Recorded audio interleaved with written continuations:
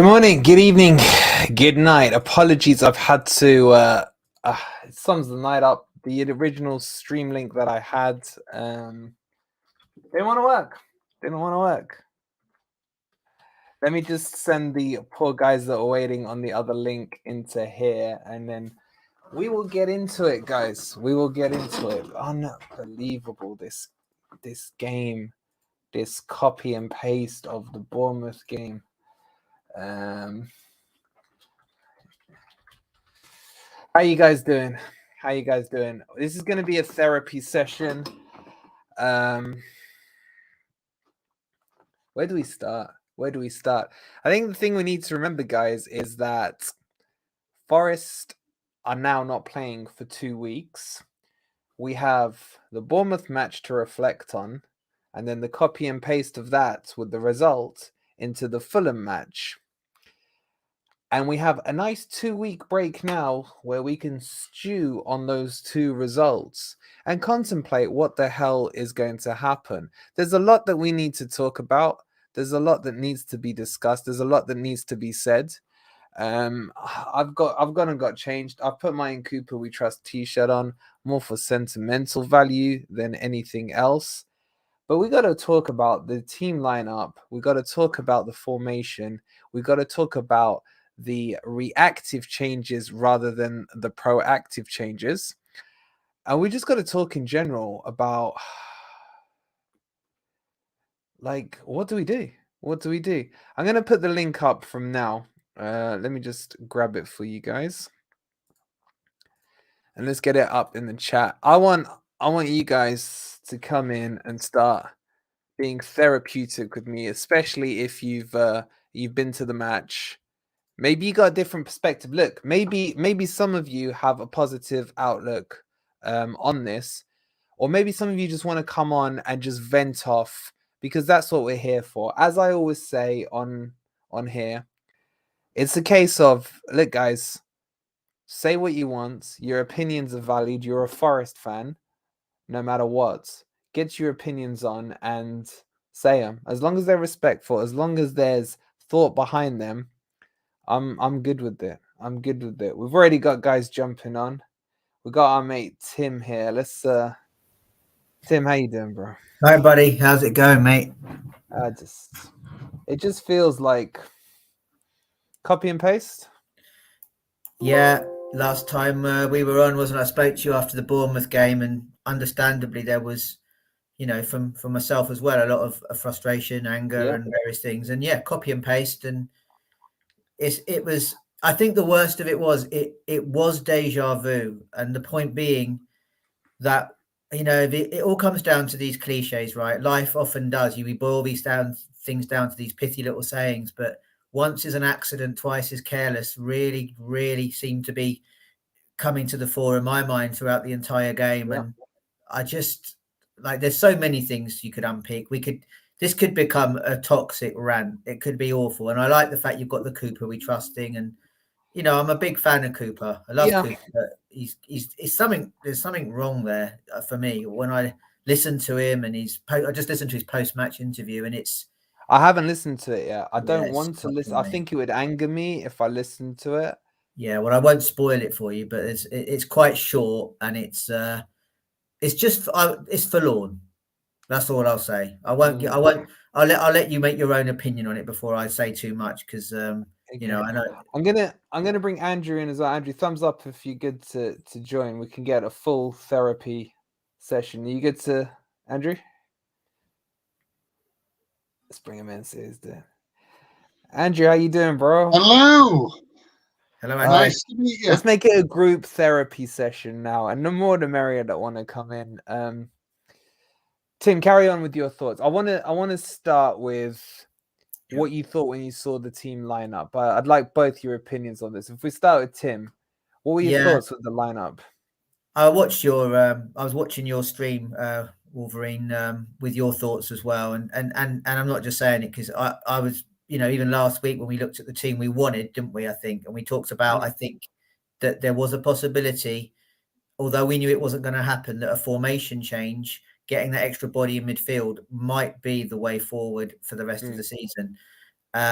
that being said, I had no real confidence that Cooper was, after one result, going to make the changes, those drastic changes. So when I saw the team news today, there weren't really any surprises, apart from, of course, Cook being in there, which didn't look great. As I said, it looks to me, and again, this is maybe controversial, it might be, I don't know, it might be unfair, but when I look at the players that seem to be getting picked ahead of players that have been signed, I can't help but feel that the underlying feeling would be that Cooper's not overly happy with the signings that have come in, and he's sticking with the guys that have served him well. And there's nothing wrong with that.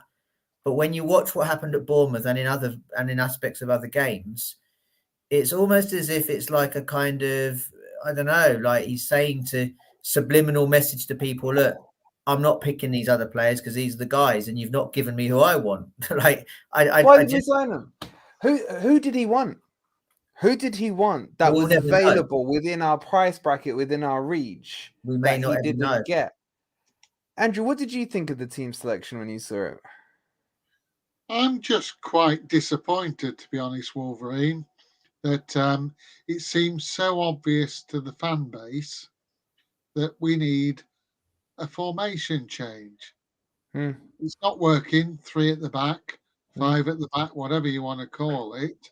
And we're making the same mistakes game after game after game. And it's really left me tonight feeling quite awful.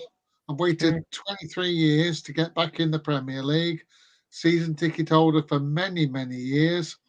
Can't get a season ticket at the moment because of all the success.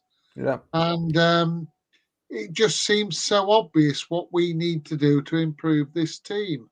Change the formation, drop some of the players that are from the Championship era, and I'm sure things would improve. Not saying we're going to make top 4. I'd love to, Wolverine. But I'm hanging on for dear life to it. I'm hanging on. That could get us in the top 12. I mean, out of the bottom 4, we'd probably settle for right now, wouldn't we? It's, I just don't understand the thing, and I said this on the player ratings. I don't understand how Cooper could stand there after the Bournemouth match and say, hands up, it is my fault. Now, credit to him, he put his hands up on that one. But then go and make the exact same copy and paste errors from that match. We all saw it at halftime. Fulham were going to score if anything didn't change. 70% possession is all you needed to look at. That would have been enough for any manager to think, shit, we better make a change here before they score. And then nothing happens until 3 goals go in. And then suddenly he's kicked into life and like, oh, I better make a change now. You know, that for me was the most frustrating things for the whole 2-week period, is that he didn't learn from that initial mistake. He said he was going to. Pick's favorite FCs still in this team is still stunk of it in certain positions, and then doesn't react when we're in a good position. We're 1-0 up at half time, yet we can't go the second half of the City Ground now without conceding 3 goals.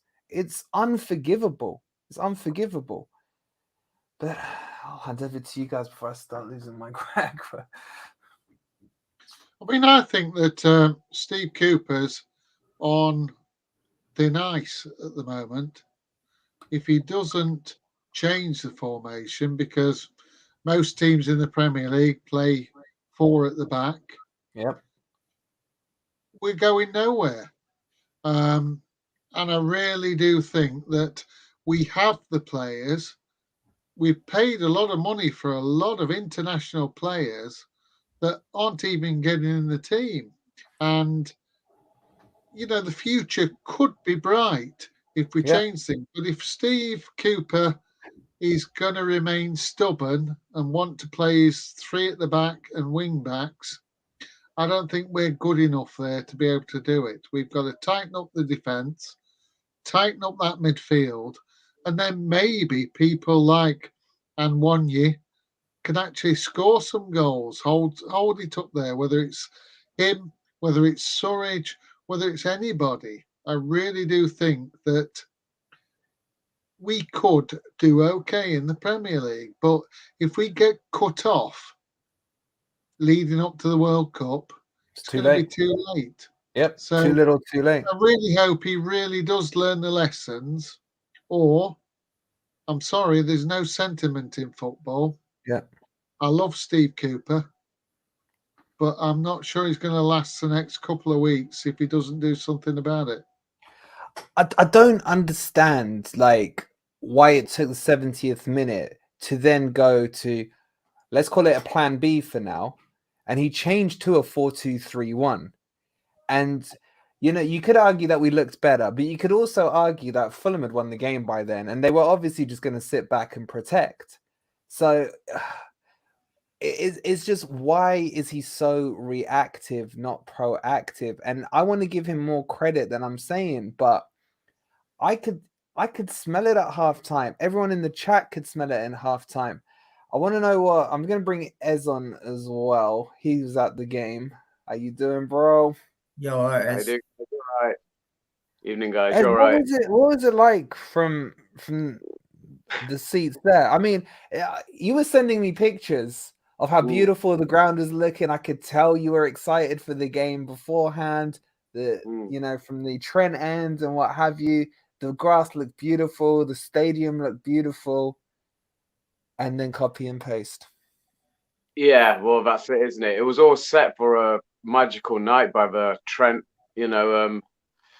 And yeah, another one where you don't know how you come out of it, losing that game when they had literally 3 shots and 3 goals coming out in the second half, and the fans were behind. We were behind them. It wasn't like Bournemouth. Bournemouth wasn't something that I enjoyed, to be honest, but the atmosphere was good. It was good throughout, you know, with everything else that went on. And it was, you come away from it just shaking your head. And what I didn't see, though, this time, like I mentioned in your points in your ratings video, was that I didn't hear any booing, which I'm glad of, because I don't know, it's a weird one. I just, you come out of it feeling bemused and confused, like Tim said last time after the Bournemouth game. It was just confusing, you know. This is a team that were in the same league as us last season, so it just shows how quickly a game can turn. And it was just a 8-minute spell where you know, where they just took 3 shots, scored 3 goals, and just like that. Going back, yeah, just like that. And it was but I agree with you. Why is it reactions? You know, why aren't we being proactive?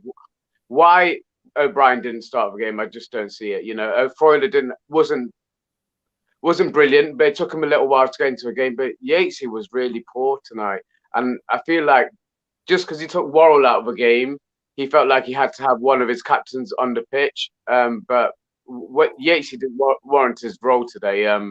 Yatesy shouldn't have been on the pitch. It should have been O'Brien, because O'Brien made the difference when he came on. But I'm sure this is stuff that you've all spoken over already. But it was just another really weird night.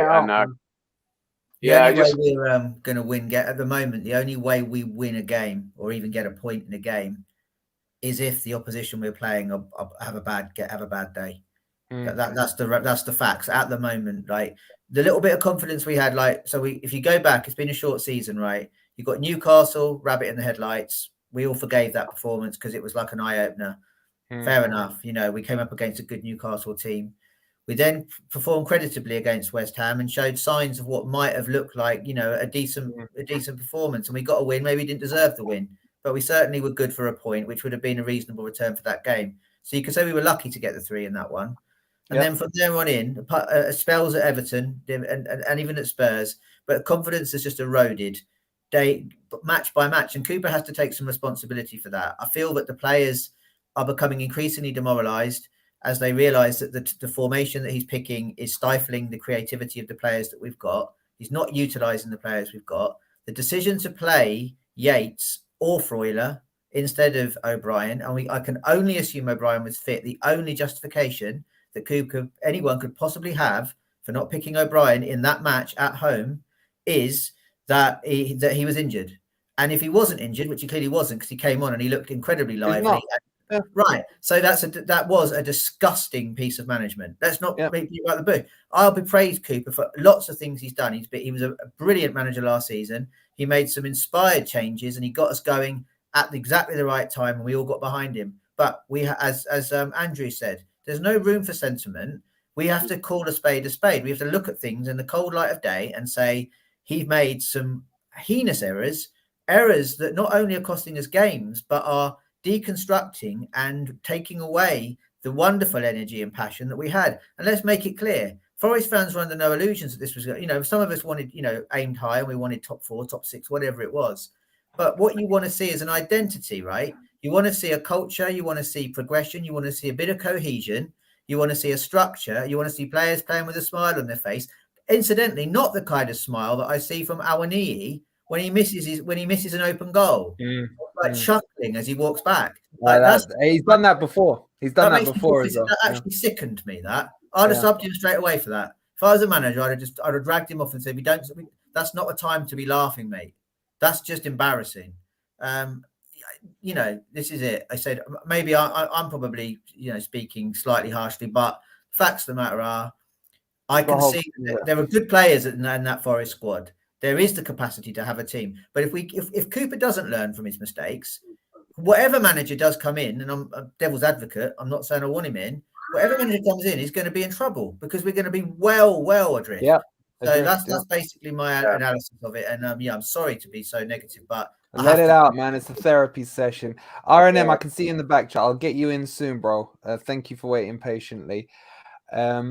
Andrew, get it off your chest as well, Andrew. What else bugged you about that result? I mean... Well, I think all I can say is, Wolverine, is that, and I'm happy to leave after this and let some other guests come in, because I wasn't prepared for this.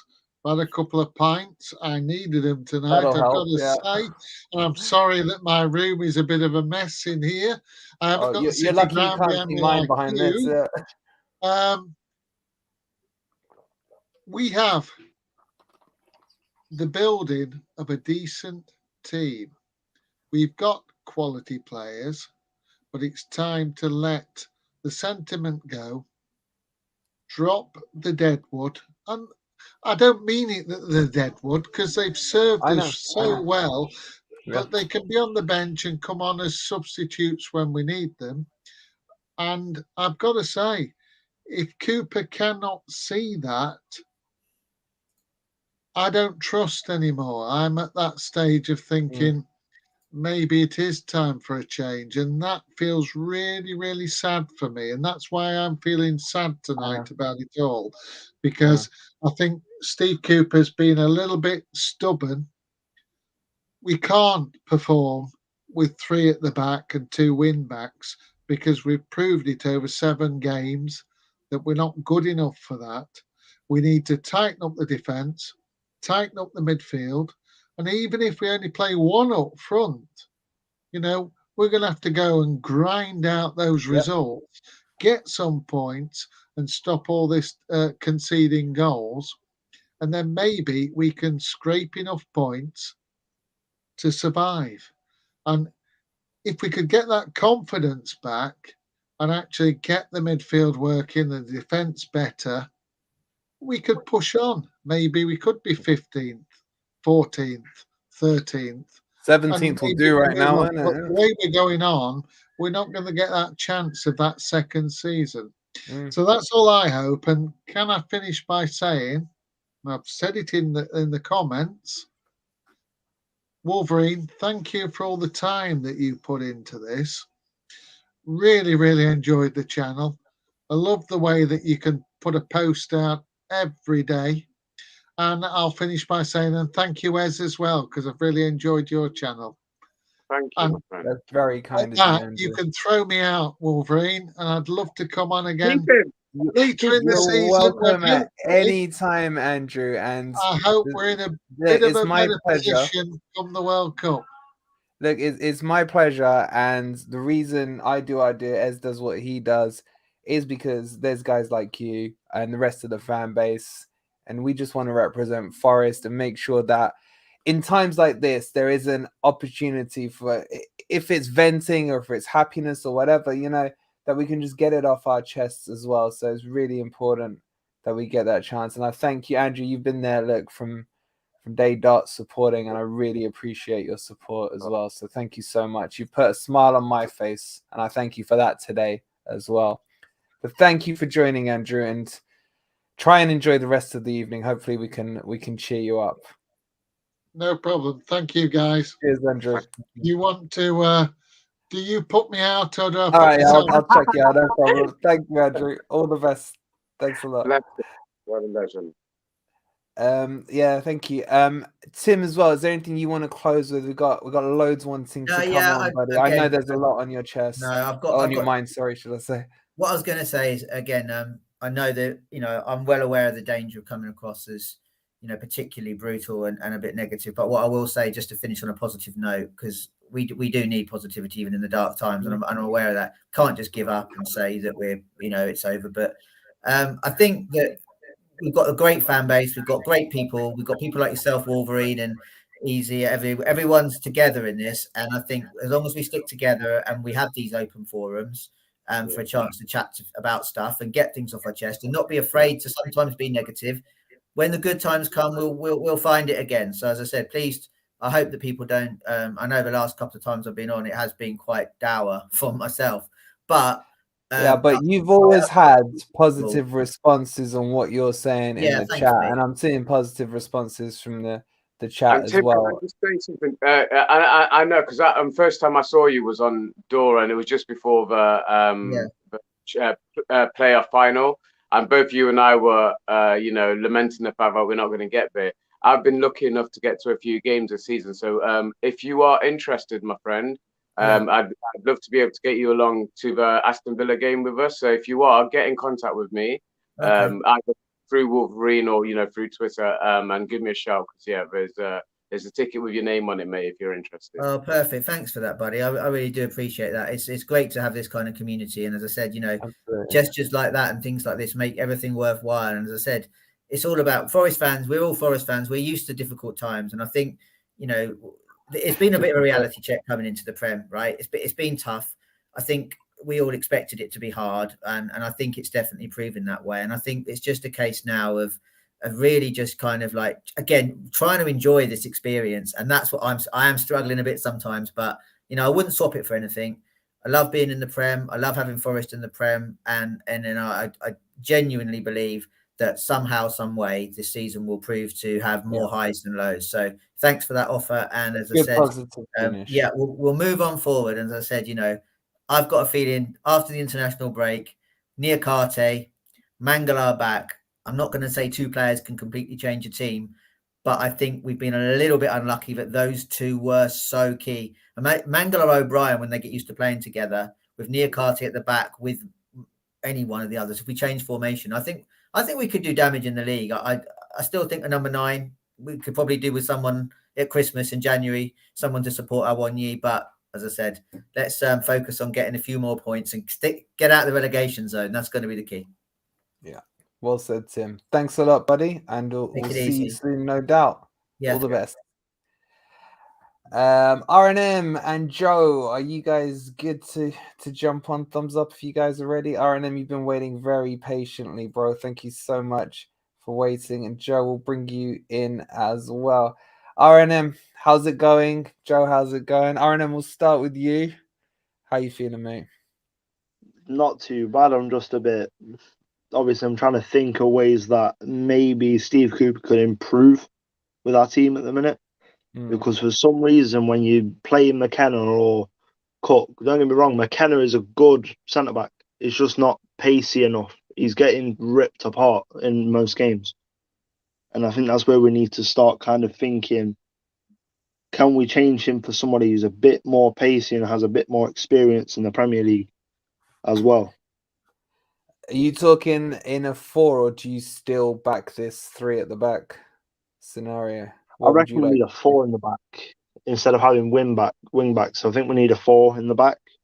Because when Renan Lodi was at Atletico Madrid, he always played more of a left back position. The only time he ever pushed up was when Yannick Carrasco needed support as he was going up. Yeah. So a lot of the times, I reckon Brennan Loddy stays at the back mostly. He's a good defensive left back, and Yeah, he's he's got also. I mean, they were well tuned as well. You'd have Saul in the midfield who would come in and cover for him when he would go forward, and things like that. But you're right in what you're saying. Loddy and Nico Williams were brought up in a back four. Yeah. And in a back four, even in this day and age in the Premier League, with a back four, you still need the left and the right back to be able to overlap at the right times and come back when they need to as well. And both Loddy and Nico Williams can do it in a back four as well. Joe, how are you feeling about it all, buddy? Yeah, I mean, to echo some of the things that have been heard, like Nico has slotted in perfectly. I mean, replacing that Jed Spence role of last year. I mean, he really has been great in the same way O'Brien has been pushing for it, and how Lottie's taken straight to it. But the thing I see about those three is they seem confident. They're really pushing for it. And what I've realized is of the goals that we've scored actually up front, what's going on there is other than Brennan's against Everton, everything's looked like a bit of a scramble getting there. Coyote's goal, Iwanu's goal today, Iwanu's goal against West Ham. They're all a bit of a fumble somewhere, and every defender in the opposition is always back, and we're not fast enough to get back. We need someone with a bit of arrogance, with a bit of confidence in the box. I haven't once seen Dennis start, so I think that would be great. Why has he not started? Yeah. And in the same way, why O'Brien didn't start today, or why even Toffolo didn't start today. Those two have a lot to prove. Coming from Huddersfield, there's a bit of a hunger there, I can see. And I think after the international break, when we see Nikate, when we see Coyote, but I think also not forgetting we've got Omar Richards as well back. Hopefully they'll be, or he will be back. Hopefully they'll be big positive additions. But something's going on at the back. I'm not quite sure what it is at the moment. I'm happier, as sad as it sounds, that Steve Cooper made the decision to not start Worrell, because I think it's a phenomenal pressure for him to step up to the Premier League, take on the role of developing himself as a defender, let alone being captain and being junior. He was only captain last year when Graben wasn't captain. So I think we actually need a stronger leadership at the back, and someone to take it by force. Someone like Coyote or Willy Bolly or someone like that, really. I mean, Willy Bolly started off quite well in the first 10 Yeah. minutes. I thought he looked aggressive. He was taking the ball out of the defense. But then, I don't know if you guys noticed it at the stadium, once we scored, suddenly the retreat flag went up. Totally. And everyone was just in our half. There was no pressing coming from Brennan, Iwoni, or MG Dub. Yep. It almost looked like they were under orders. Get back to the halfway line, stay in shape, and we'll try and hold them off for 80 minutes. And that doesn't work. Were you guys picking that up in the stadium at all? Yeah, I'd agree with that assessment there, to be honest. And as soon as we scored the goal, we saw a difference. Because we weren't actually, that first half wasn't a bad performance at all. We getting crosses in. We were seeing more men in the box than I've seen for a few games. And I know you had a few things to say about Cook in your player ratings, but to be honest, he marshaled Mitrovic really well. Mitrovic did what he did when we played them at Craven Cottage. He went on a Mardy. All he did was complain. He had an awful game.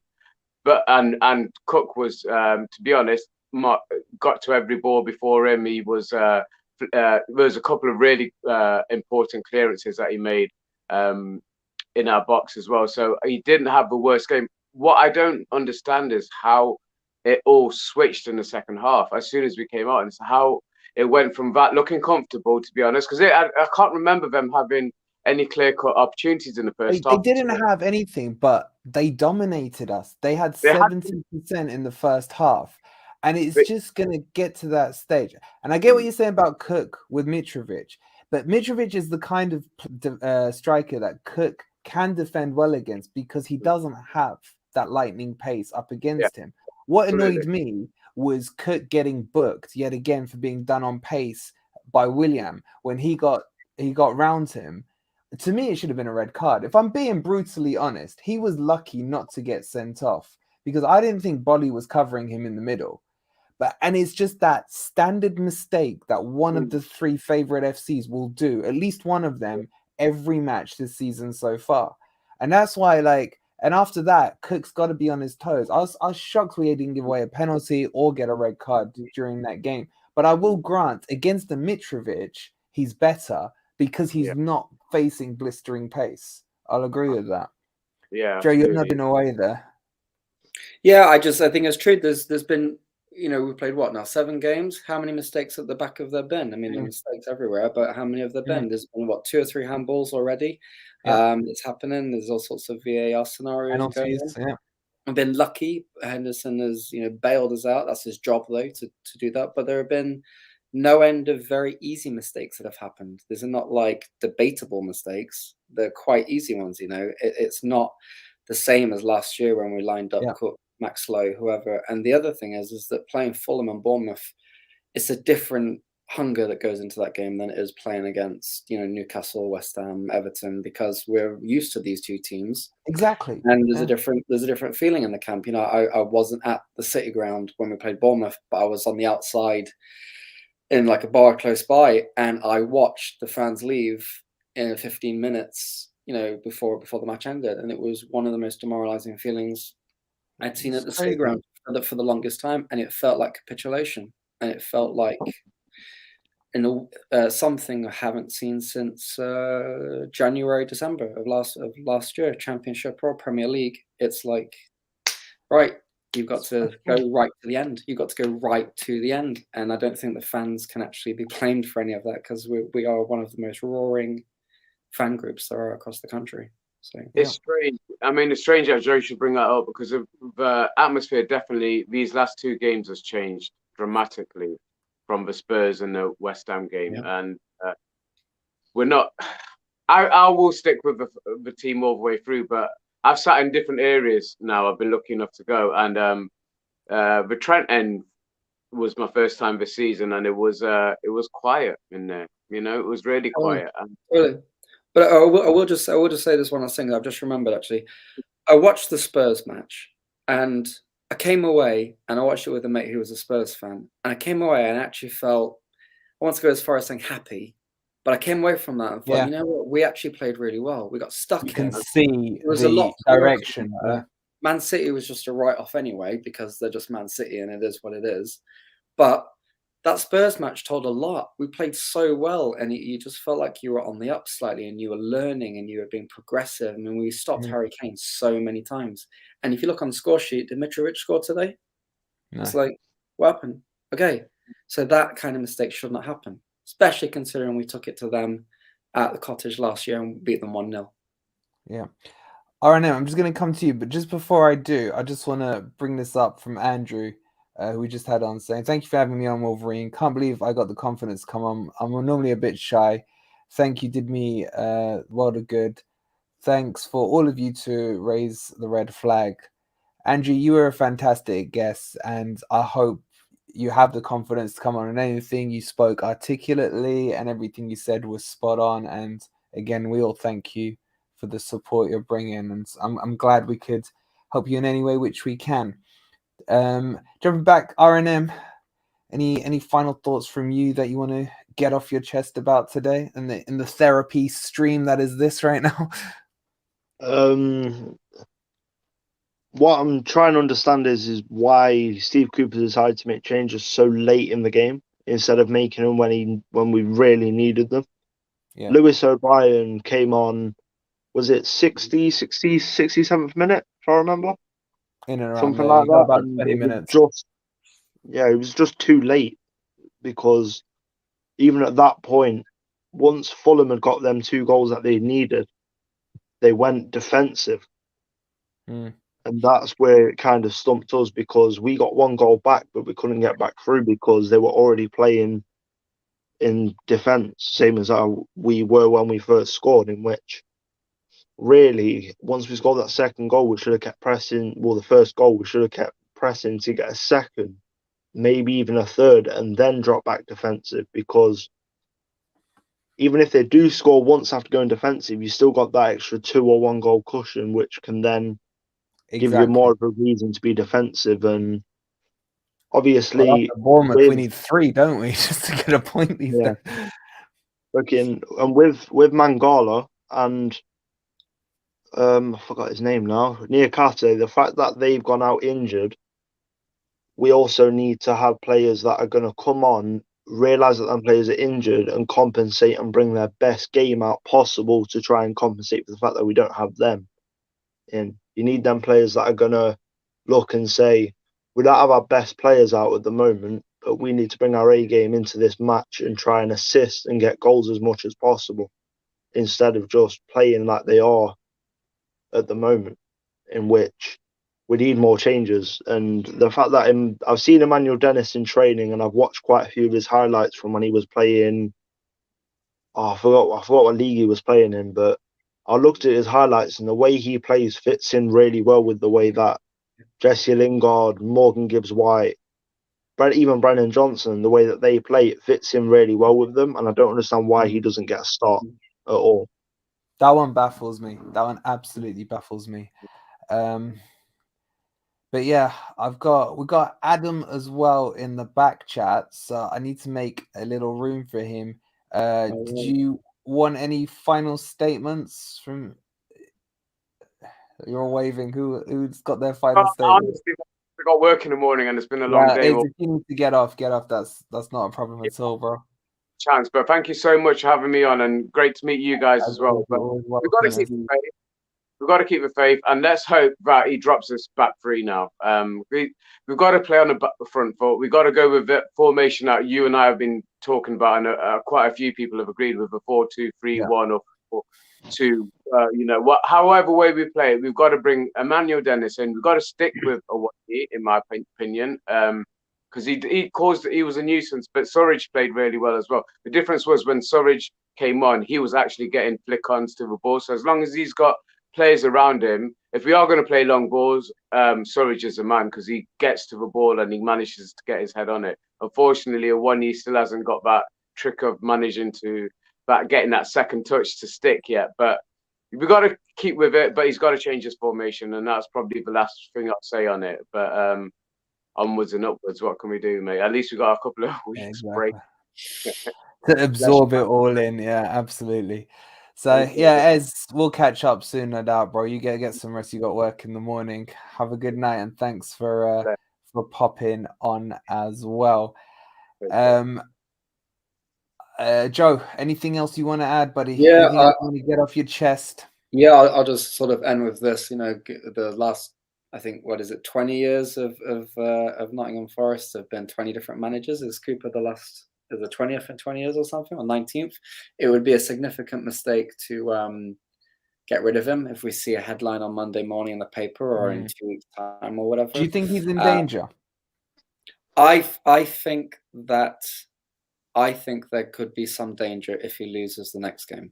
Or the next 2 games at least, because he's been gifted. He's also been gifted 2 weeks since our last match, near enough of time. How much longer does he need? So if we come after the international break and then we go into 2 more losses, then I think there's some danger. And then, but one of the worst things would be is if we bring in, what always happens. You bring in someone, and then they have to quickly adapt and work out what's going on, and then we could get sent down. But I've been seeing some names in the chat of Sean Dyche, and I do not want to see that name anyway. Exactly, and that's interesting because they keep cutting to him in the crowd actually as well at matches, so it's hard to say. But what I have noticed is a bit like Jed Spence going to Spurs. He wasn't a Conte pick; he was a pick for the club. We don't know how many of these players, other than Morgan Gibbs-White necessarily, how many of these players are picks by Marinakis and for the club. Yeah. How many are done by Steve Cooper himself? We saw Gibbs-White straight into it 1 day in, 2 days in. We haven't seen that with Willy Bolly, even though he was saying that 2 weeks ago. And that's what I think here. I felt there was a lot of reservation about stripping the captaincy armband from Worrell, because he was one of his guys that he wanted to support. And I felt like it was a bit too late to do that. And the same with Yates. In my opinion, to end, I thought today particularly, they could have been off the field, and they need a bit of time to grow and be supported in the right way. And having both of them as captain and vice captain, I don't think is doing much for their confidence right now. I think that's a fair point. But Joe, we've got these big tanks at the back in Nakate, in Bolly, in Day as well. Maybe see Biancone, what's he got to do to get a run out? You know, it's Biancone. So onwards and upwards, we've got a team that can compete, that can take it to Liverpool, just like we did last year, and other players. So onwards and upwards, and thanks for the invitation. Indeed. No, I appreciate you both coming on. Thank you both for popping into the stream. There's a few others waiting, so I'm going to get them in. Both of you, thanks. You've helped on my mood. RNM, thank you as well, bro. Have a good evening. And let's bring in Adam as well. Adam, how are you, my friend? Not too good. Patiently. Can you hear me okay? Yeah, not too bad. I was a bit frustrated at the game. I was screwing and yeah. Well, you got to mute. Have you got your YouTube open? Yeah. Yeah, if you just mute that, otherwise you're going to hear it in delay. Yeah.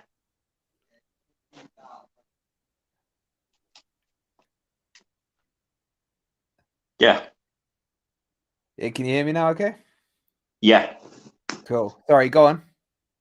Yeah, I was frustrated and I was watching the watch along and I was one of them where was saying Cooper out and all this, but now I've calmed down. It's just one of them. It just needs to change the formation like everyone's been saying. We all see the back three is not working. Do you want to change just the formation, or do you think the personnel in the back three needs adjustment as well? Both, yeah. He needs to drop Cook because Cook is, yeah.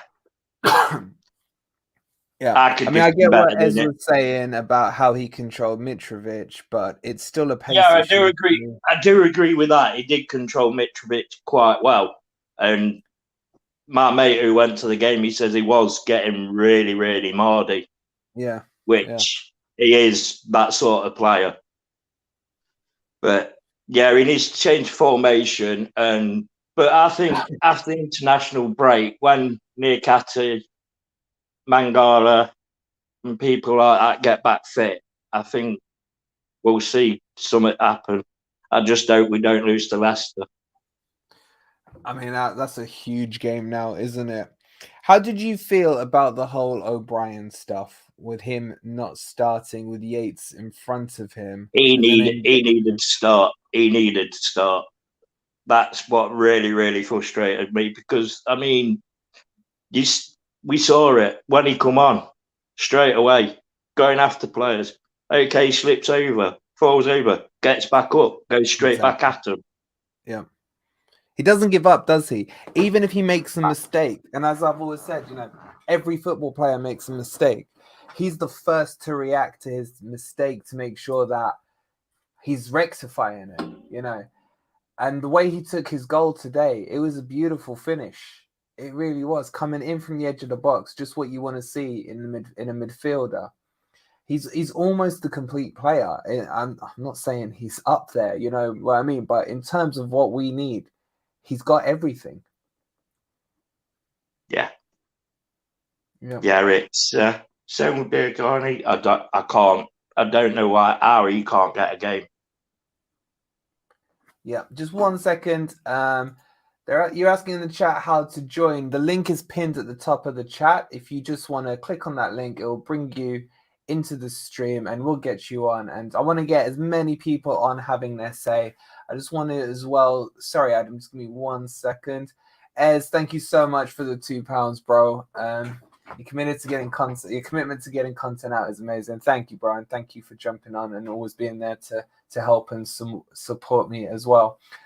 So, Adam, going forward, I mean, you said in the chat you were angry and everything, and you were saying Cooper out. Have you calmed down enough, or do you want him out, or do you think there's a bit? No, I have calmed down. He's the best manager we've had for donkey's years. Yeah, and it'll be very stupid to get rid of him. Yeah. I mean, and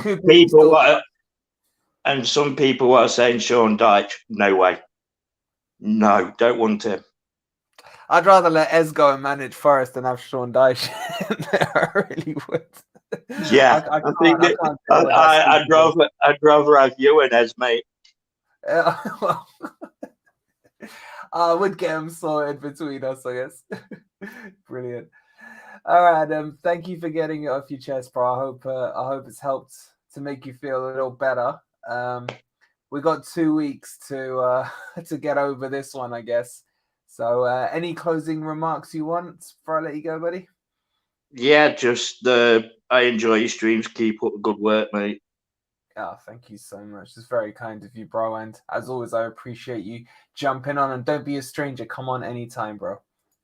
Yeah. Cheers. Yo, have a good night, matey. Cheers, mate. Cheers. All right. I'm just going to quickly catch up with, there's a lot of messages in the chat. I've been reading them as we've gone along before we bring anyone else on. And there's room now in the back chat. So if anyone wants to join and just get some stuff off your chest, please feel free to do so. I just want to catch up with some of these messages. There's been a lot of interesting conversations going on in the chat. So let's see what we've got here. So there's a bit of talk about Lodi in the chat. Luis Felipe was asking, how did Lodi play today? Lodi was okay, but I think Southpaw sums it up nicely here. He's struggling in a team and he can't really shine. There's 11 players at any given time on the pitch on your team. And if you haven't got 10 other players or a formation that's working, you're always going to struggle to shine at all times, you know. Adam's saying here, Mangala, Biancone, Bidet, Dennis need to start the next game. Why the hell was O'Brien not starting? And Serge Aurier should replace Nico. I'm very interested in your guys' opinions on Nico Williams. As I said in the player ratings, I feel there's been a slight decline in his performances in the last 2 or so matches, maybe 2 or 3 matches. His crossing hasn't been on point and he's shooting from ridiculous positions. Yes, he won us the penalty against Bournemouth. But overall, how are you guys feeling about Nico Williams? There was a lot of talk in the live stream and in the player ratings that people were missing Jed Spence. Was that more a knee-jerk reaction, or are you guys still feeling that way at the moment? TCC says, you really need good defenders for 3 at the back. Bro, I couldn't agree more. I really couldn't. And Darth Breaks it says, just change the formation. Lodi, Niakate, Worrell, and Williams. I agree, but I would rather see Niakate and Bidet as the 2 in the back, and I'm okay with the left and right back there. Daryl says, I thought Lodi played well. His crosses were on point, looked good going forward. Some defensive issues when he pushes high up, but not sure that's all his fault. I agree with that because he is expected to push up, and then you're expecting maybe Freuler to come in and fill the gap, or McKenna to go out a little wider to cover that space. So, yeah, Martin saying, keep the faith in Cooper, we trust. 100%. Look, in Cooper, we trust. I was very critical of him today, but it doesn't mean I don't love him. But it does mean that I'm disappointed that he didn't act upon what he said he was going to do after the Bournemouth match for me. TC says, morale must be really low in the dressing room right now. Well, I hope they're angry as well. I hope they're angry. You could argue there's another 3 points thrown away from a winning position. We must have thrown away the most points in the league from positions of winningness, if that's such a word. Jazz says, Aurier, Mangala, Niakate, O'Brien, Richards, Tuffalo, Bidet, Dennis, all to start or come in. That's a lot of changes there. That's a lot of changes. And Darth Breaks it saying Lodi and Williams' strength is crossing from deep, from a back 4, and manning up against the wingers. Agreed. Thomas says it was always going to be an old championship type game. Not pretty, just needed to get stuck in and come out with the ball. I agree, but I was really disappointed with the lack of pressing that we had in that game. I really, really would have thought that between Brennan, Uroni, and MG Dub, they would have really pressed that Fulham back 2, They just gave Diop too much time on the ball, and I feel it was an instruction. Retreat to the halfway line, keep the shape, keep it tight, and we'll take it from there. And then Southport, you say the thing that's on everyone's mind. Leaving out O'Brien, don't understand. I don't know. I don't know. Is there a case to say maybe Cooper didn't want O'Brien as part of that? I have no clue. It's a shocker. Let me just readjust this camera slightly. Okay, so the link is pinned to the chat if anyone wants to jump in and have their say. I'm going to go through a few more of these comments and catch up with what you guys are saying. Bet MMA says, Freuler had a good few goes now, and he's been completely anonymous. Surprising, but it's just a fact now. We can't carry him. I disagree with that a little. I thought he had a poor game today, but his only other outing was really against Man City. Freuler has quality and class, and he has a CV that I think should grant him a chance, or at least a run in the team to produce something. I will 100% agree. He was terrible today, and he was anonymous, as you say. But to write him off completely, I don't know. I think going ahead, it will probably be Mangala and O'Brien as the two, or at least I'd like to think that's where Cooper's mind is at. But we will see. We will see. Southpaw Red says, exactly sentiment. Thanks for getting us out of the championship. But if you want to go back, then carry on with Steve Cooper. Sentiment is interesting. Well, why is everyone saying they agree with what Adam said? Okay, when Adam was on here. M. Hanichi is saying Cooper must go. And Duff Breaks is saying Nico Williams is a fullback. Sam Press is saying Aurier is a good option to have. I was right that Bidet did not make the bench, Wolverine. Yeah, I don't understand that one either. Thomas is saying Williams started off the season brightly, but last couple of games not so. Reason unknown. I just think the morale of the team and the results is pulling him down as well. Kind of is dragging him and his performance into it. Jazz says, can you see Marinakis bringing in that fella Carlos Cabrera? Nah, no. Cooper's still got a little time. Cooper looked like a dead man walking in his interview. I will watch the interview later on. I just don't want to get myself angry from it right now. Daryl's saying, Nico pushed high up the pitch early on in the season, but got caught out. Now he's not pushing up as much as he doesn't look as good. He's been taking long shots all season. None have hit the target. I was really annoyed with some of his shots today. They were from stupid angles, and he dragged them, or they were low or wide. It was just, his shooting is off. Sampras says Fulham have looked like a Prem team this season, and in this match as well. I thought they weren't that great, and I thought we could have easily beat them. I thought their pressing wasn't great.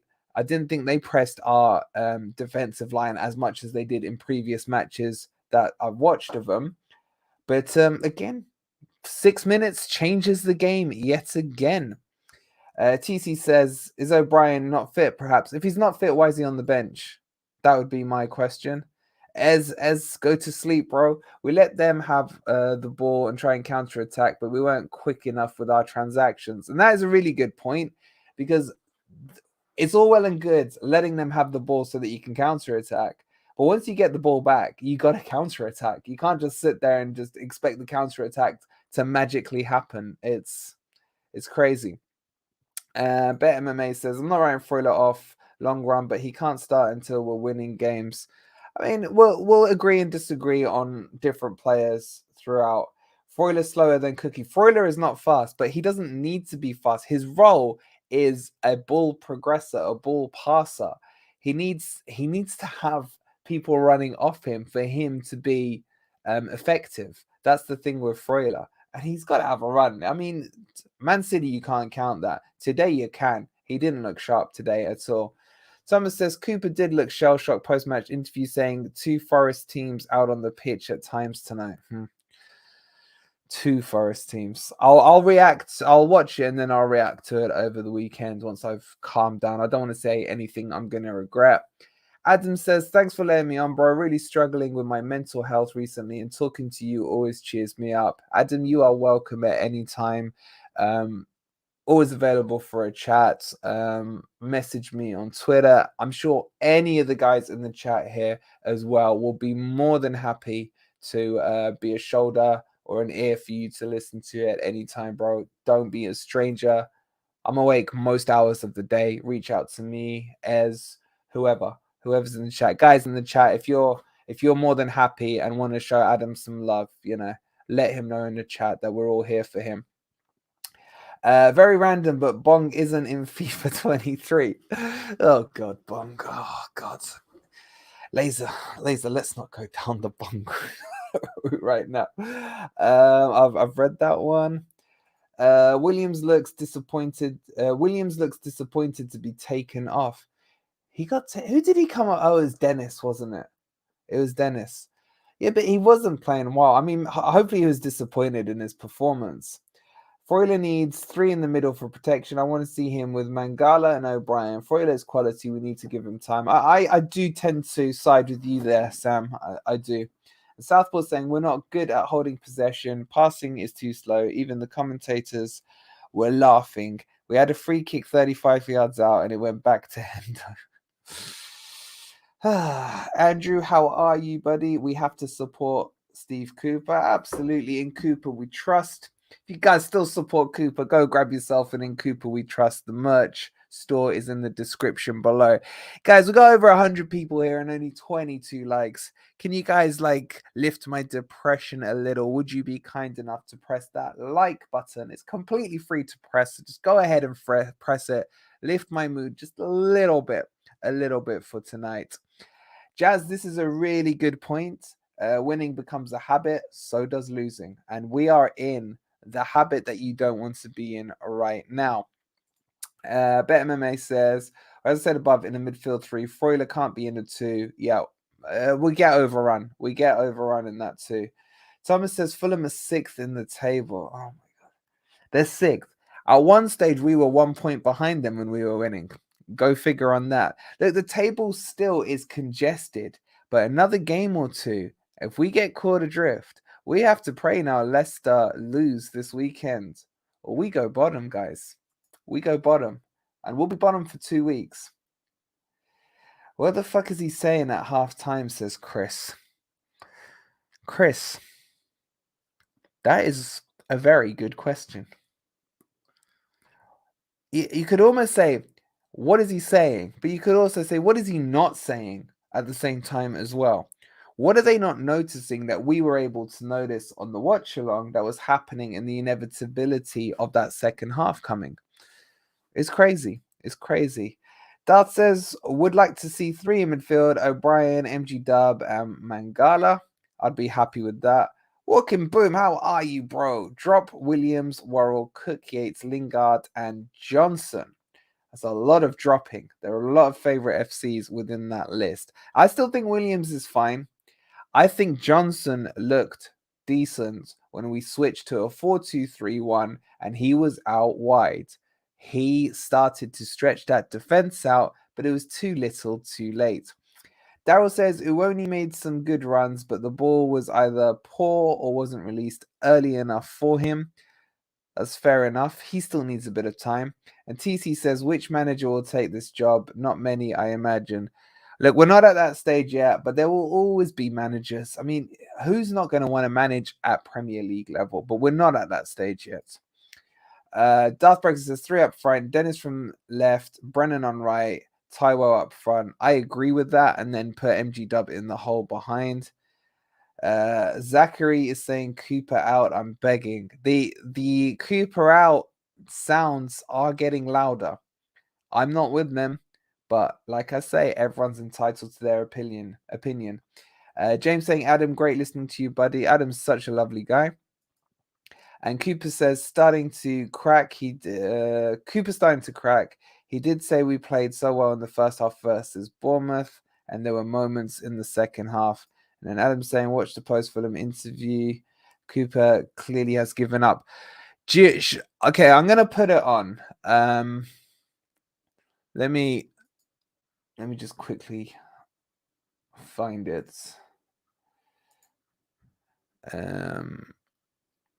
I'm gonna try and share my screen I don't know if you'll get sound, guys. Let me. It's on YouTube, so I assume I'm okay to share it. Let's put the audio on. I'm just going to scroll it off screen because I don't know if I can play it, but can you guys let me know if you can hear this? Cost you the game. Yeah, self-inflicted, no doubt. I'm just going to pause it. Were you guys able to hear that at all?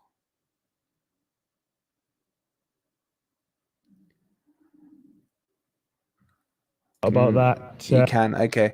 All right, let me start it again. We'll listen to it. It's 4.5 minutes long. I haven't seen it yet, so let's get into it.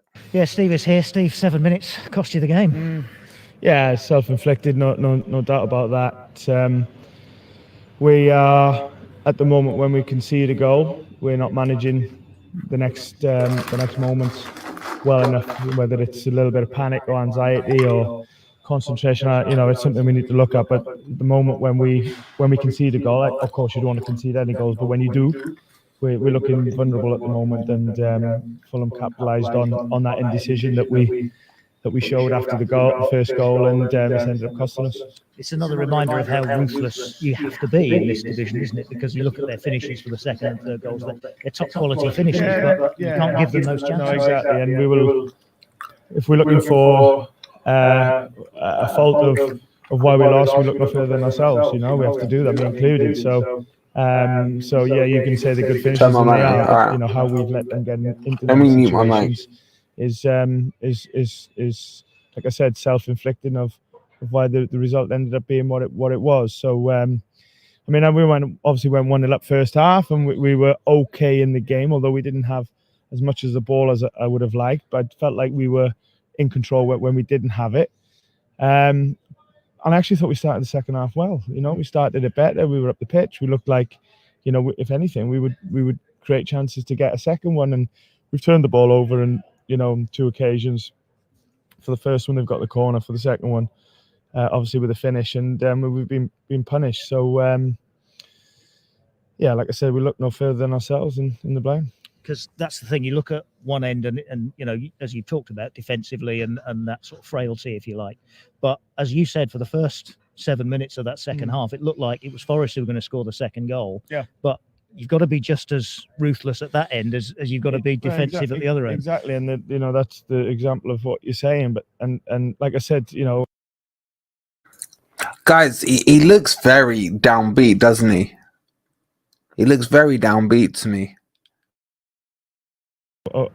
Although we were looking at half time to saying, okay, if the game looks like Fulham having a lot of the ball, then we're okay with that, because I thought we could get them on counter attack, and I also thought that that they weren't a massive threat on our goal, but we did want more of the ball, and we started off, like I said, I repeat, we started the second half well, but we haven't made the most of that at the top end of the pitch, and exposed ourselves then at the bottom end, and it's cost us. How are you feeling about what's going to happen for the rest? I mean, we're 7 games into a 38-game season, aren't we? Are you worried, or are you confident? Well, we've lost four games on the bounce, so that's not good in any league or any moment. So let's not shy away from that. It's been a difficult few weeks, because in the end, that's what you want to do. What you have to do is win games. There's no doubt that at times we look like a new team, in our game, and there's parts of our game which looks like it's improving and with some good moments, but then there's other parts of our game where we do look like a new team, and that's where we're at, and tonight is a good example of that. Some good bits, and then some bits where you think, we've not long been together. So I will always be confident, Colin. My mindset, and I will always believe that we can be the best version of ourselves, because if I don't believe that, nobody else will.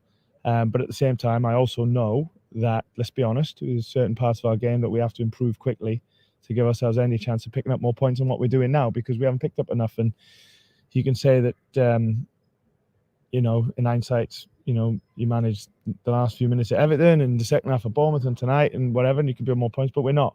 And that's because of the reasons what I'm saying, where some of our game is progressing, But there's other parts of our game which, like I said, we look like a new team and we've got to sort it out.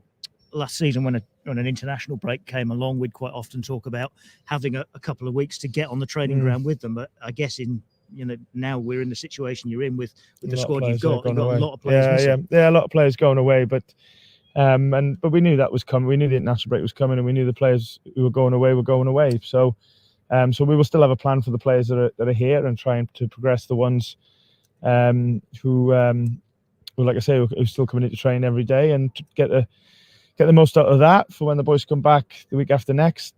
We can, address tonight and address where we're at, and do our best to improve on certain parts of the game, which, of course, we fell short on tonight. Okay, guys. So I don't know if you guys had seen that or not. That was the first time I'd watched that. My initial thoughts on that. His answers are too generic for my liking. It's what you want. He said what.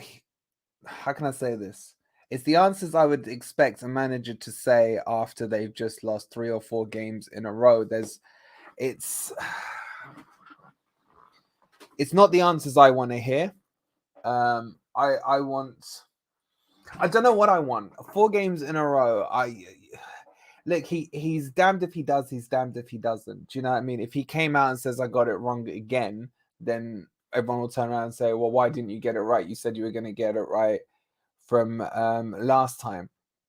I think he always talks well in interviews in general, but his body language to me looks forlorn a little. He looks down. He looks like,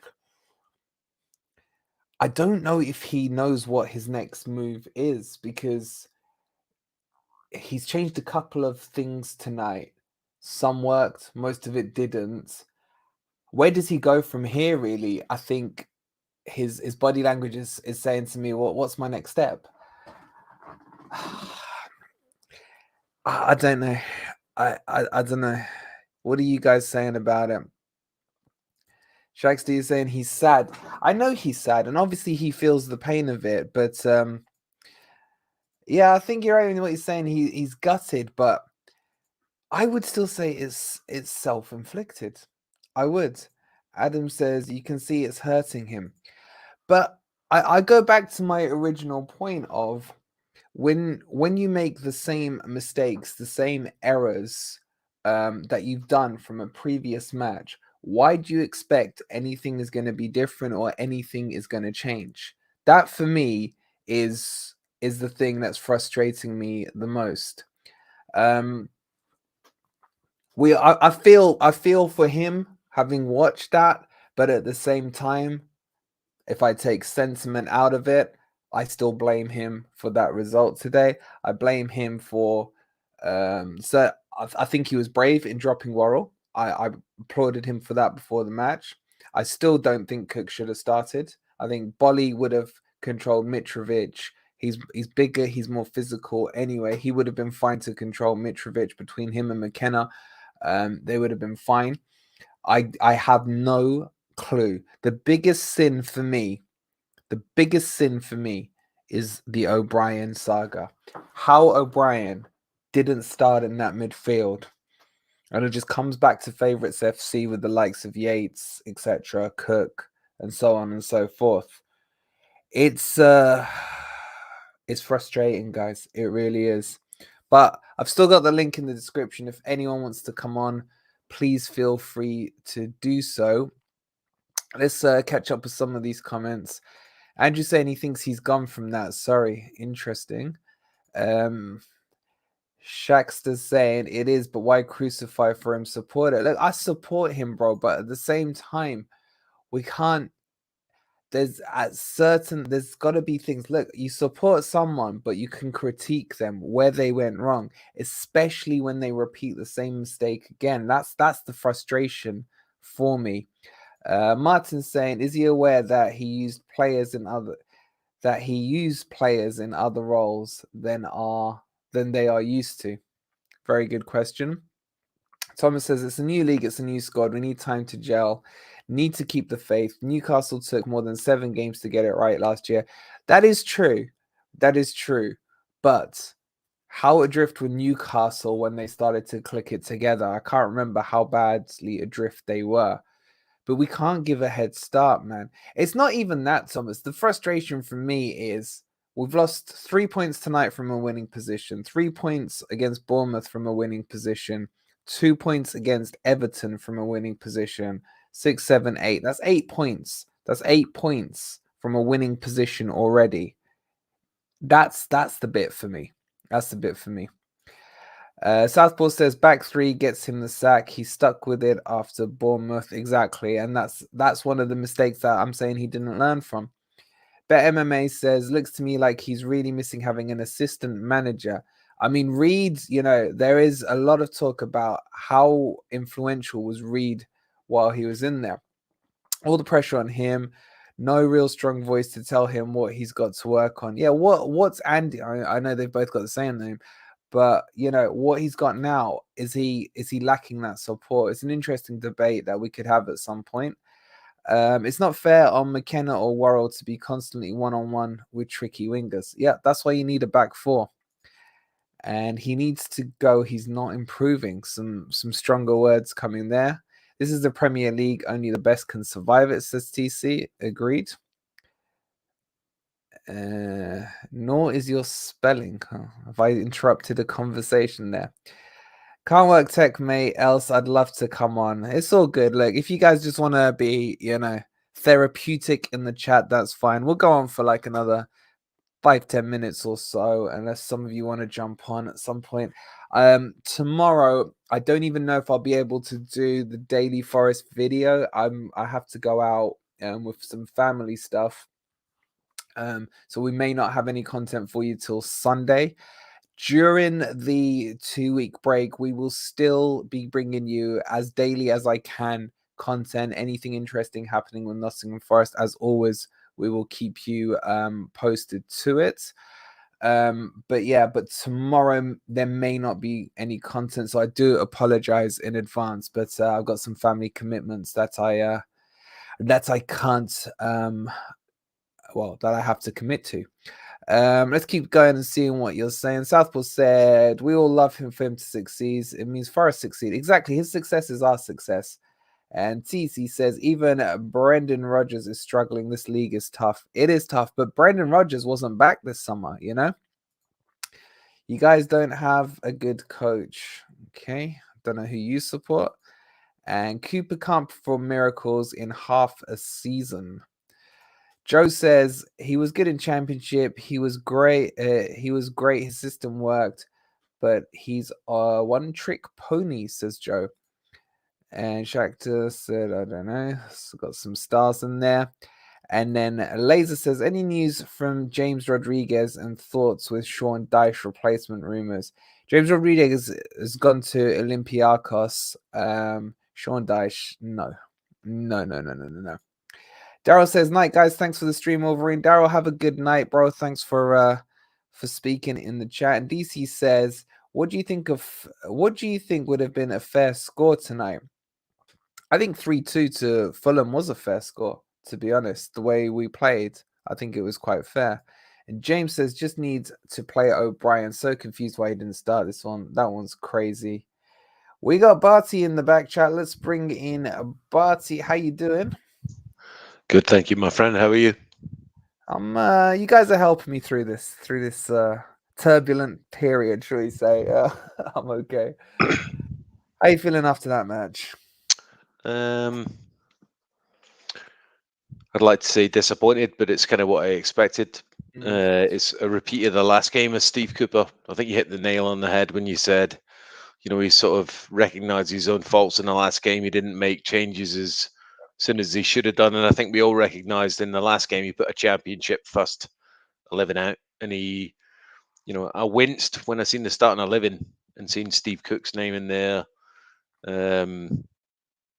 I'm not seeing O'Brien's name in there. Yeah, there's a couple of other names in there where I'm just like,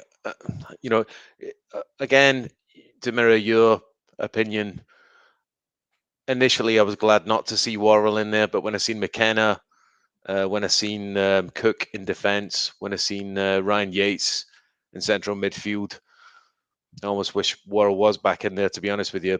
Yeah.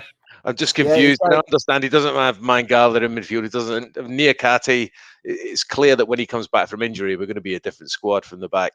Mangala, there's a few players that are, the people who are saying Cooper out are fucking crazy. The money that we've spent, the investment that they've made in him, and if you consider what he managed to do in just half of the season last season from Christmas onwards, even if he does, even if all he does is gel a squad and mostly lose this half of the season, there's still a great chance that the next half of the season he'll still make us better than at least 3 other teams. And let's not forget, the ultimate goal here, of course, we'd love to do great and get into Europe and all the rest of it. But if we can just be better than 3 other teams, exactly. As Forest fans, we've done great. When you say it like that, it makes the task sound more manageable, doesn't it? We've got to be better than 3 other teams, and that's where I think the fans have to keep focus on that. Right? Is Forest superpower is home fans and our away fans, but it's the general mood around the ground. The thing that's carried us for so long is this feeling of elation. It's almost like England are in the World Cup finals constantly in Nottingham. The fact that the local team are doing well, and that's carried the team. A team that perhaps aren't as deep as other squads, a team that perhaps aren't as skilled as other squads.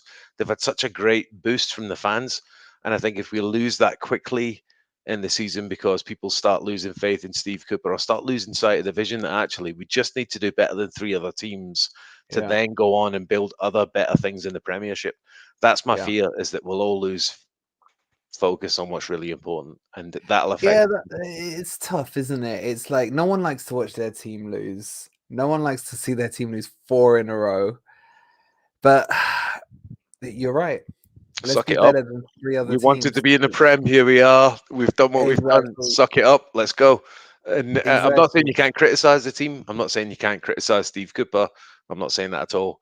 But ultimately, we have to remember what the end goal of this season is, which is we need to stay up. And if we manage to do that with a completely brand new squad, it's a borderline miracle. Not with the money we've spent, of course, but maybe borderline miracle is a bit strong. How confident are you that we can? I feel reasonably confident as a Forest, as a perpetual negative Forest fan. I feel reasonably confident this season that we can. Like, I do have faith in Steve Cooper. I do have faith in our owner who spent the money, and I've got faith in, even though I'd never heard of most of the players that we'd signed before we'd signed them. They all show. Sorry to interrupt. I've just seen this from Adam in the chat. Sorry to interrupt you. Night, guys. Thanks for the stream. Hospital in the morning to find out if I need to lose my leg or not due to illness from a clot in my leg. What? Adam, all our love and all our best wishes, I'm sure, from everyone in the chat. Adam, stay strong, and we hope and pray for good news for you tomorrow. Please message me and let me know how it goes. We'll be praying and you'll be in our thoughts, Adam. So please be safe, and I hope and pray it's great news for you, Adam. I hope you're still in the chat before you left, so I hope you've heard that out. Sorry, I just caught that message there, Adam. Sorry, bro, I interrupted you there. I can't remember what I was saying there. I'm focused on Adam. That's pretty awful. Yeah, I mean, it brings it back to reality. Adam's still there saying thanks, guys. It brings it back. Look, there are bigger and more important things in life than football, but I guess a lot of us see football as a pressure release valve at the end of the week. It's the thing you look forward to, be it you've been working or if you're younger in school, family stresses. You need this. And what you don't want it to do is add more stress to you. Which is what it feels like it's doing at the moment. But this is good old Forest. Can you remember the days when Forest were the team that spoiled every Saturday for you? Like, this is I don't know, it's Friday, not Saturday, but like at least that's the difference. Like, this is the good old Forest. The Forest I remember like pissing on my weekend. It's been a long time. I mean, it's what made me laugh when we were doing the watch along earlier was there was a lot of people in the chat. I think they were saying there was reports coming from Sky Sports News. They must have had a guest or something in there, and she was like, "Forest are doing well," and she was very positive about it. And everyone is saying, "Yeah, she's not a Forest fan. She doesn't know what it's like. We know what to expect as Forest fans and what's going to come." And you can never just win a game, you know. You got to have the highs and the lows within the game as well. I mean, we're like abused relatives or battered wives, or like that we've ended up. I'm sorry, that's a terrible analogy, but we almost expect it for like every relationship we have with a manager, every relationship with a player. We almost expect it to be like underwhelming or abusive because that's what we've become trained. A roller coaster up, a roller coaster we can down. train over 20 years for it just to be ball bagging. But however, I wouldn't here we are. I wouldn't change it. I mean, you'd end up being. I've got a question for you. Would you rather be a winner 50% of the time in the Championship or a winner 10% of the time in the Premiership? Is 10% enough to keep you up?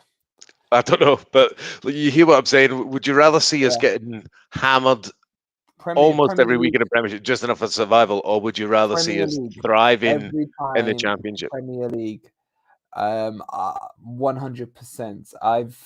I can't live with Championship football anymore. We've had more than our share of it. If I can live with it. I don't know how you can say that if you think how happy everyone was last season to see great Championship football. I don't know how you can say I can't live with it. Yeah, but look back at the 22 years before that as well. I get that, yeah. But if you look at last season, that is Championship football, right? To say I can't live with that versus potentially like the disappointment of today or the disappointment of I know, but the point is the objective of last year and why everyone was happy was because the end goal was to get to the Premier League. We can't then get to the Premier League and not be happy about being in the Premier League. And I did see some messages in the chat where people were saying, "I missed the Championship." Well, you can't. You can't miss the championship. No, I miss winning. That's what I miss. But the objective doesn't change. The objective still remains that if you're in the Championship, your objective is to get to the Premier League. Well, objective done. We're here. My frustration is if I thought Forest were the worst team in the league, I could live with it. I really could. But when you look at the players, when you look at the manager, and I still have full faith in Cooper. When you look at our fan base, where Forest wants to go, the formula. Here's where I've got to stop you. Here's where I've got to stop you. When you say, if Forest were the worst team in the league, I could accept it, right? Yeah. I don't know those players well enough to know whether or not they are the worst team in the league.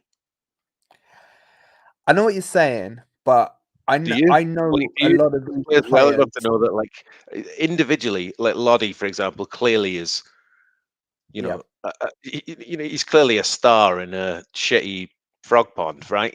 Not a shitty frog pond, it's not that bad, but he's clearly like a stellar side. He's a level and a cut above. He is a level and a cut above. Would you say that squad is not the worst in the league? Is that what you're saying? Yeah, no, what I'm saying is from the signings we've made and throughout the summer, these are the ones that I was hyping myself up about even before we'd signed them. It was Niakate, MG Dub, Lodi, who else? I've forgotten. I've forgotten Henderson, and a couple of others. Yeah, as well as I still have a lot of time for the likes of Brennan Johnson. Yeah, Bournemouth have the shittest squad in the league. I think like they're worse than us. Bournemouth by a mile. Yeah. I would still say Fulham's squad isn't that strong. They've got Mitrovic, who masks over a lot of the issues they do have. So what do you think the strength is? Like, if you say the squad's not that strong, you see the way they played against us tonight. Like, they dominated us for long periods. Like, is our weak point Cooper, or is it players in the team, or is it a youth, or is it like what is it about that squad that's not as strong as us that is like hammering us? They were hammering us. Like, I know they were, but I would argue that we let them. Yeah, because we sat off them. I remember watching last season. And whose fault? That's what I'm saying. Is that a player level thing? Is that a squad thing, or is that a manager thing? Like, I honestly think that was an instruction from management tonight because I felt that the message they got, because it was too rigid and too obvious that it was happening.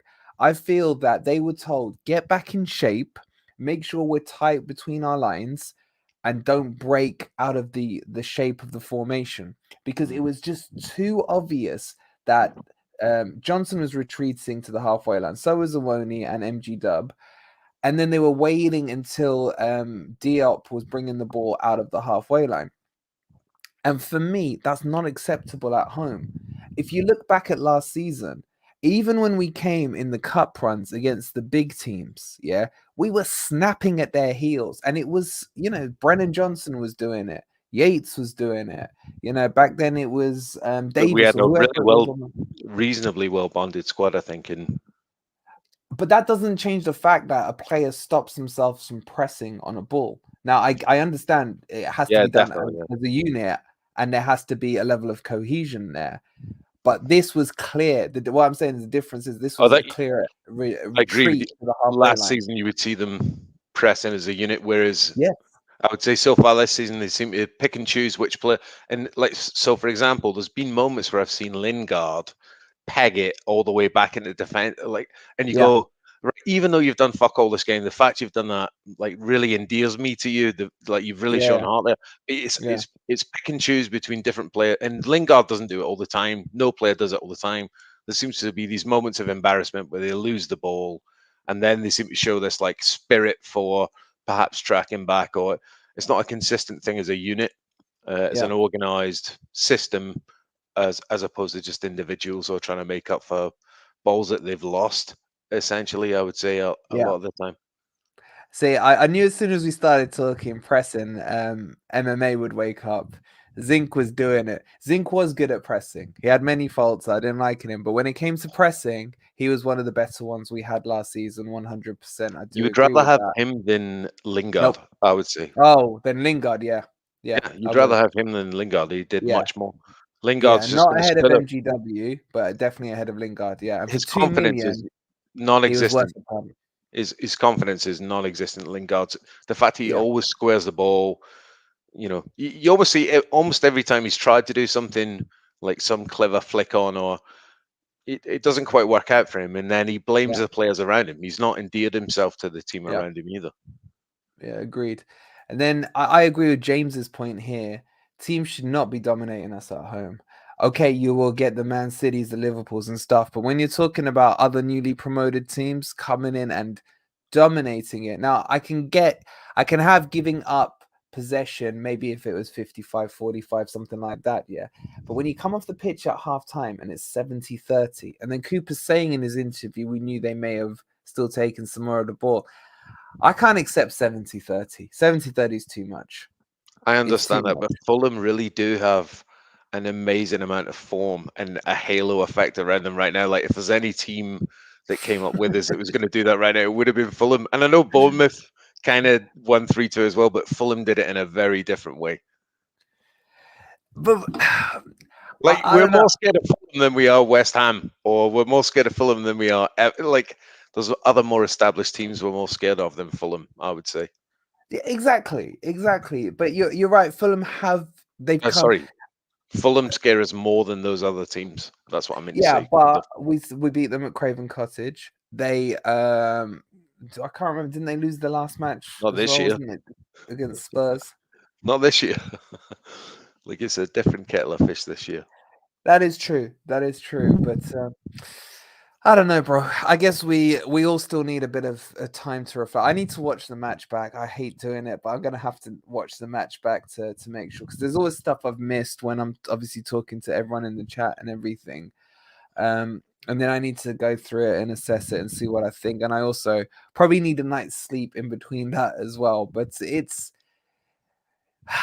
like I said, I think my main frustration is I still think we could have beaten them today. We could have beaten Bournemouth and we could have beaten Everton quite comfortably. And for me, that's what 6, 7, 8 points dropped. And that's 8 points. You can't buy these in the Premier League. You can't drop 8 points like that. I agree. But Cooper has a record of picking clubs up at Christmas and doing amazing things with them by the end of the year. And the most amazing thing we need to do is become higher than 3 other teams, I like that. I think it's really important that we remember that when it comes to our support of the manager and our support of the players when we're at the games or cheering them on, and we don't end up back in this typical Forest fan fickle cycle where we're negging each other out. We're talking about, oh, Cooper must go, and listen, like, we're in our dream position. Let's not fuck it up. Let's not do what we always do, you know? Yeah, exactly. Right. But let's see if he gets given the time, bro. Any closing thoughts from you, bro? Because I'm probably going to look to wrap up soon as well. So I've just looked at the time for 1 o'clock. Thanks for letting me rant my opinions on your stream. It was really nice to talk to you. I'm a big fan of the channel. Very nice to talk to you. You're a gentleman, and enjoy your content. Thank you so much, bro. And don't be a stranger. Come on anytime. Your thoughts have been like, I love that you're you know, pushing back at my thoughts as well. That I really like that. So keep it up and call me out on anything you don't agree with, as always. That's all we should be doing as fans. I'm a difficult Scottish person. But I was born in Edinburgh. We're the same blood. So oh good. I'm sure you can tell from my accent, but I promise you I was. Yeah, I could barely understand you because of your Gaelic. Thank you so much for coming on, bro. Have a good night. I'll see you soon. All right, guys, it's coming up to 1 o'clock. I can feel my voice is starting to waver. I want to thank you all, the guests, well, I can't get the words out. Everyone who's come on and spoken to me, but especially you guys in the chat. You guys have been amazing in the chat. I've been reading the comments, as obviously been speaking to the guests, and I just want to thank everyone who's participated in some way today. I hope that between us all, we've been able to lift each other's spirits.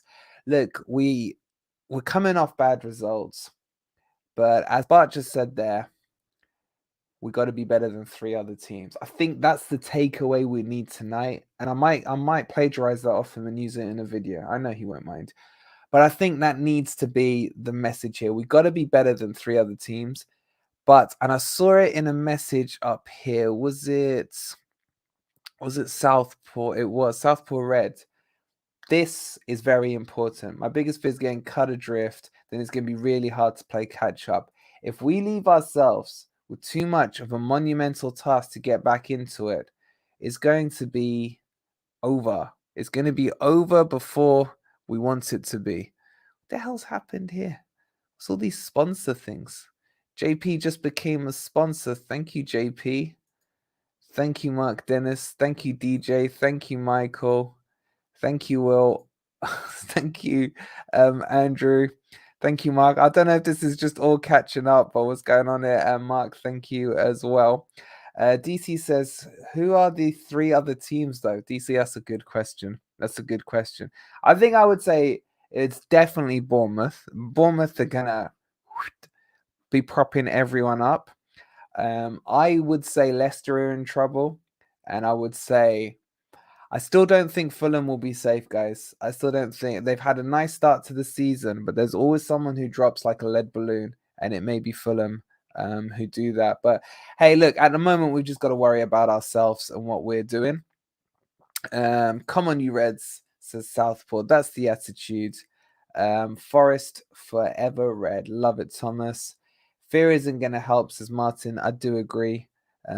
More sponsors than Forest, says Pets. And MMS says, be grateful that we got 4 points early because we wouldn't have got let me start again. Be grateful that we got 4 points early because we wouldn't have got the last few good signings, Lodi, etc. if we were on 1 point. That's a very good point. Look, we're ending on a positive, which I really do like.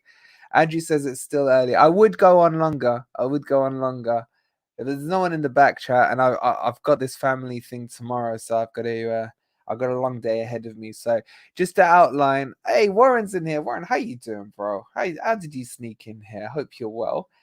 Bournemouth, Leicester. How can we forget about Everton? How can we forget? And there'll be 1 or 2 others as well that drift in. But Warren, hope you're well, bro. It's good to see your beautiful profile picture there as well. So just to outline to you guys what's going to happen this weekend. So tomorrow, probably no video. On Sunday, I will do a full in-depth analysis video on the match from today. Probably 1 or 2 other things with the Forest Daily News. And then next week, obviously the international break, but there will still be some Forest content that we'll be bringing to you hopefully daily.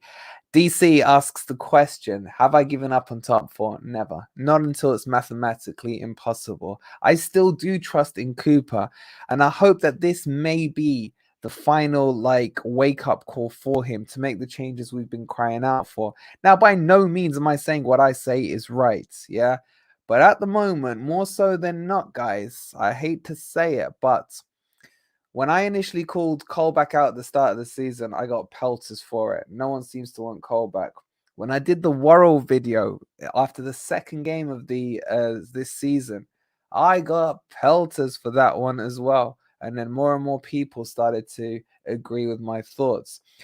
I don't want to be right on any of these things. All I want is it to be right on the pitch. And Cooper knows better than me. And in him, I will always, bow to his superior knowledge, so to speak. But let's just hope that they hear what we're saying and at least consider it. That's all I ask for, is just consider it. Bet MMA says Leeds could drop like a stone, in my opinion. Their defense was shocking last game. Yeah, they lost 5-2, didn't they? James says Cooper's been having nightmares tonight. He's going to look worse than usual tomorrow. God, I love him. I hope he doesn't. Andrew says, this time last season, we had 1 point and look what happened. Exactly, Andrew. That's why I still hold on to top four. Great stream tonight, says Southpaw Red.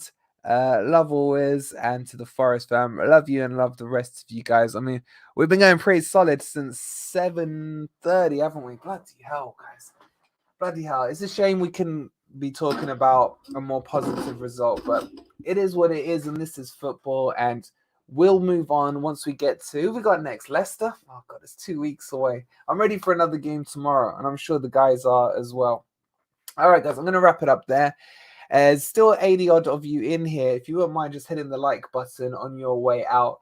Honestly, it's these little things that really do help the stream. Liking and subscribing to the channel just helps boost the Forest agenda, shall we call it, on YouTube. So let's see how it goes. Cyro, get out of my stream, Cyro. Hope you're well, Cyro. I ain't spoken to you for ages. I'll catch up with you on Discord at some point. So yeah, guys, hit that like button. I will catch you on Sunday. Cyro's a Chelsea fan, by the way, if any of you are wondering. You're the one who lost your manager before we did, Cyro. So good luck to you there, man. Good luck to you there. You can't even win with your new manager. You didn't even get the new manager bounce. Anyway, guys, on that point, we will wrap it up. I will see you guys on Sunday. So I think we all need a day off tomorrow. We all do. If I get time, I might try and put a quick video together for you guys. But outside of that, have an enjoyable weekend. Look, guys, take care of each other. Check on the guys in the stream, in the Forest family. Make sure everything's going okay there. And we will see you on Sunday. Come on, you Reds.